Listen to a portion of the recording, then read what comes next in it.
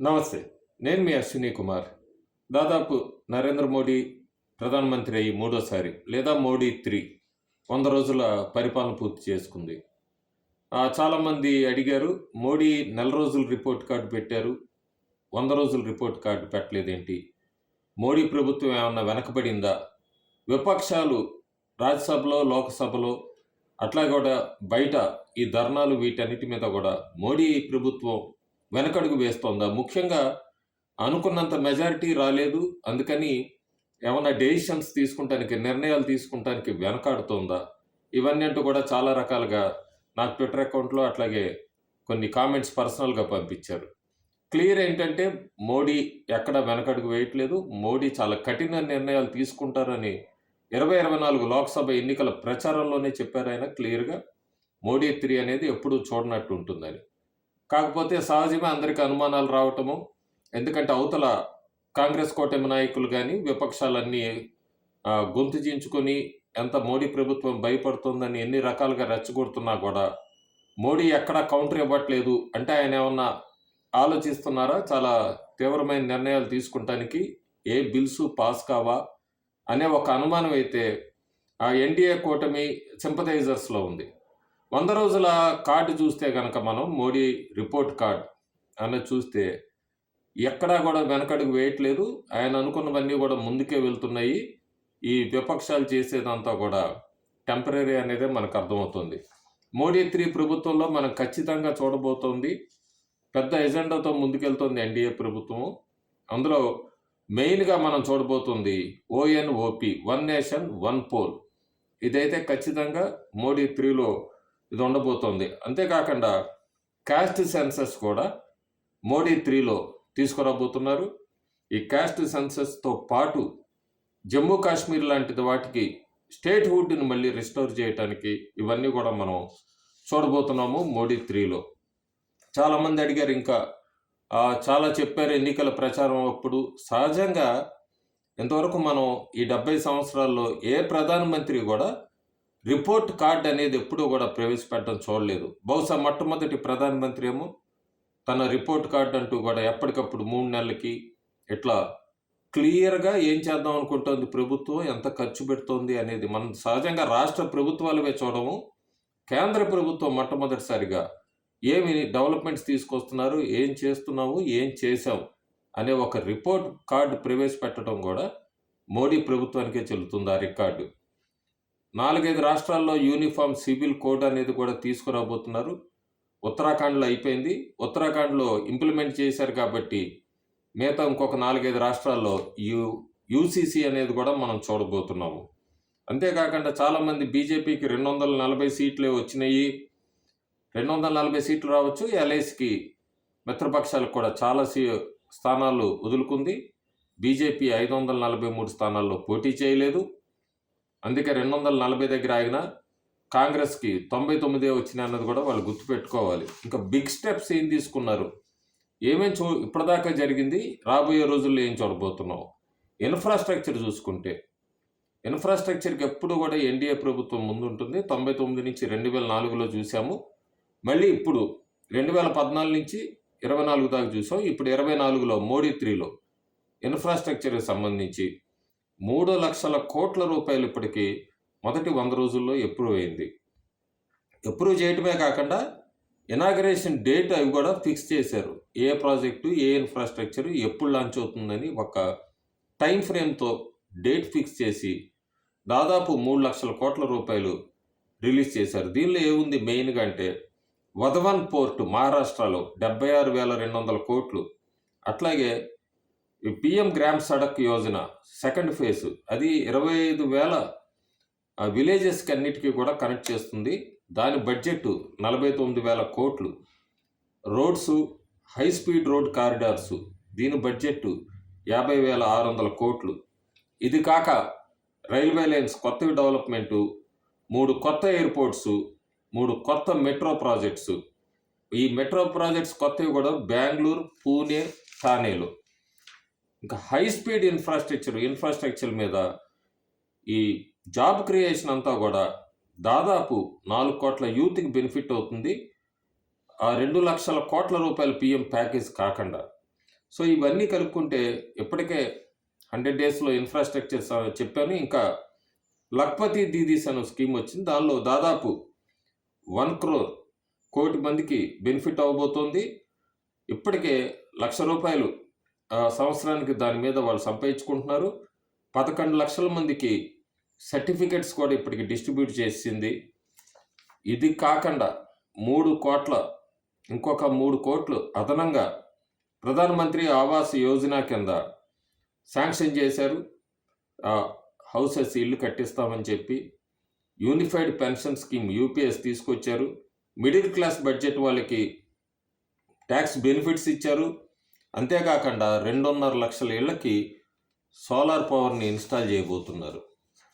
రైతుల ఉద్యమాలు, రైతులకి వ్యతిరేకం ఎన్డీఏ ప్రభుత్వం అంటూ కూడా ఒక రకంగా ప్రచారం తీసుకొచ్చారు. కానీ ఎన్డీఏ ప్రభుత్వం రైతులతో ఫ్రెండ్లీ గవర్నమెంట్ అనేది నడుపుపోతుంది.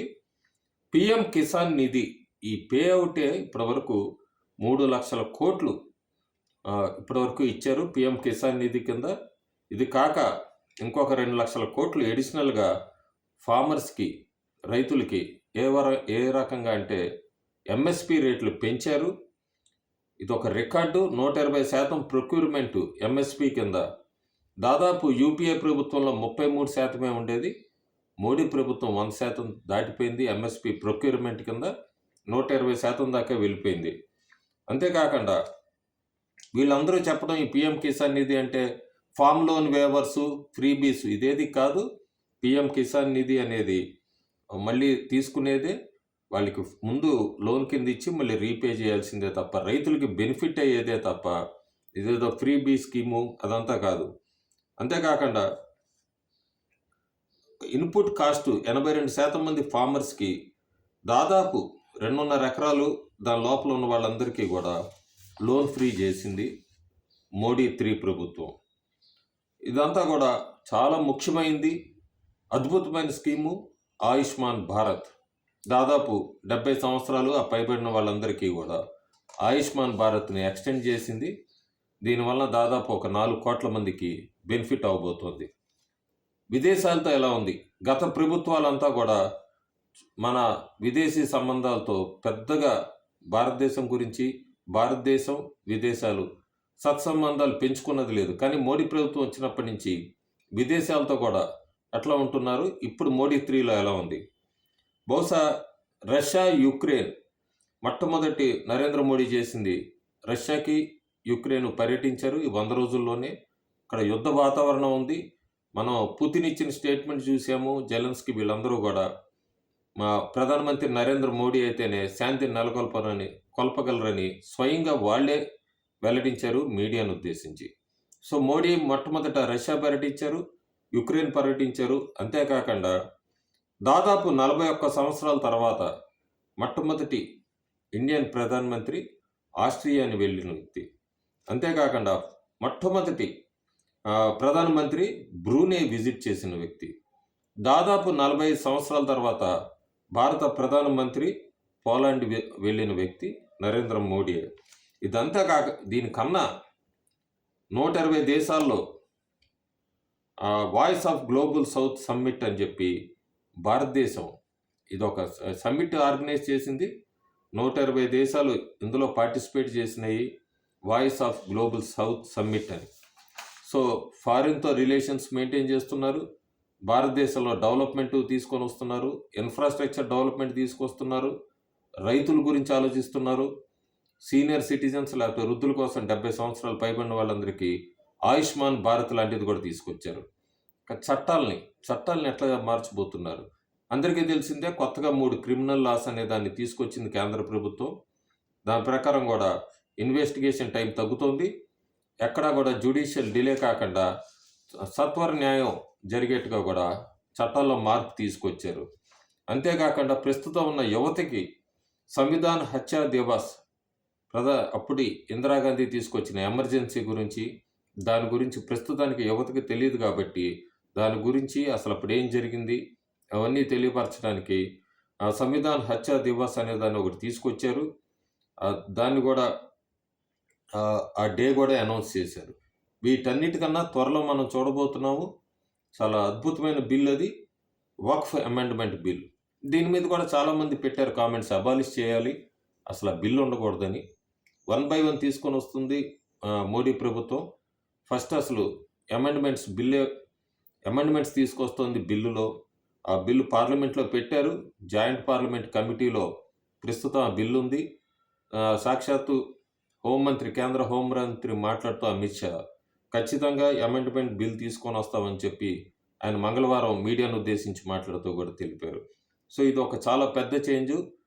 వక్ఫ్ అమెండ్మెంట్ బిల్ అంటే వక్ఫ్ ప్రాపర్టీస్ని కాపాడుతూ ఉంటారు, అందరికీ న్యాయం జరిగేట్టుగా చూస్తూ ఉంటారు తప్ప ఓ పర్టికులర్ కమ్యూనిటీకే టోటల్గా వన్ సైడ్గా మూవ్ అయ్యేట్ కాకుండా ఈ అమెండ్మెంట్స్ అందరికీ న్యాయం జరిగేట్టుగా తీసుకొని వస్తుంది మోడీ 3 ప్రభుత్వం. ఇక్కడ క్లారిటీ ఏంటంటే 100 రోజుల్లో మోడీ ఎక్కడా కూడా కాంగ్రెస్ నాయకులు విమర్శిస్తే ఈయన కౌంటర్ ఇవ్వలేదనో, లేదంటే అక్కడ జరిగిపోతుంది, ఇక్కడ జరిగిపోతుంది, ఆ రాష్ట్రంలో జరిగిపోతుందన్నా కూడా మోడీ అనే వ్యక్తి ప్రధానమంత్రిగా ఆయన భారతదేశంతో పాటు విదేశాలతో కూడా అన్నీ చూసుకుంటూ రావాలి. ఈ 3 నెలల సమయం అదే సరిపోయింది. మళ్ళీ మోడీ ఈజ్ బ్యాక్ అంటున్నారు. దానికి ఆయన హర్యానాలో మాట్లాడిన స్పీచ్ని ఒక ఉదాహరణగా చెప్తున్నారు బీజేపీ క్యాడర్ అంతా కూడా. ప్రస్తుతానికి 100 డేస్ రిపోర్ట్ అనేది అయితే మనం చూసాము. యూనిఫామ్ సివిల్ కోడ్ చూస్తాము, వక్ఫ్ అమెండ్మెంట్ బిల్లు చూస్తాము, డెవలప్మెంటు చూస్తాము, అట్లాగే రైతులకి ఎంతవరకు బెనిఫిట్ ఏ రకంగా అనేది చూస్తాము. వీటన్నిటితో పాటు క్రాస్ బోర్డర్ టెర్రరిజం అనే దాన్ని కూడా పూర్తిగా ఆల్మోస్ట్ 95% తగ్గిపోయింది. ఆ 5% కూడా చూడబోతున్నాం మనం. దీంతో పాటు నక్సలిజం ఇదంతా కూడా పూర్తిగా మోడీ 3లో ఎండ్ అనే చెప్పచ్చు మనం. దేశం అంతా కూడా శాంతి భద్రతల వైపే వెళ్ళబోతుంది. అందుకే ప్రతిపక్షాలు మళ్ళీ మణిపూర్ లాంటి ఇన్సిడెంట్ తీసుకొని వస్తున్నారు. బంగ్లాదేశ్లో జరిగిన దాని మీద మళ్ళీ వెస్ట్ బెంగాల్లో అట్లాగే ఎప్పుడు చూడనట్టుగా గణేష్ చతుర్థి టైంకి కమ్యూనల్ వైలెన్స్కి ప్రయత్నించారు ఉత్తరప్రదేశ్, కర్ణాటకలో. వీటన్నిటినీ కూడా క్లీనప్ చేయబోతోంది మోడీ 3 ప్రభుత్వం అన్నది బీజేపీ నాయకులు చాలా గట్టిగా చెప్తున్నమాట.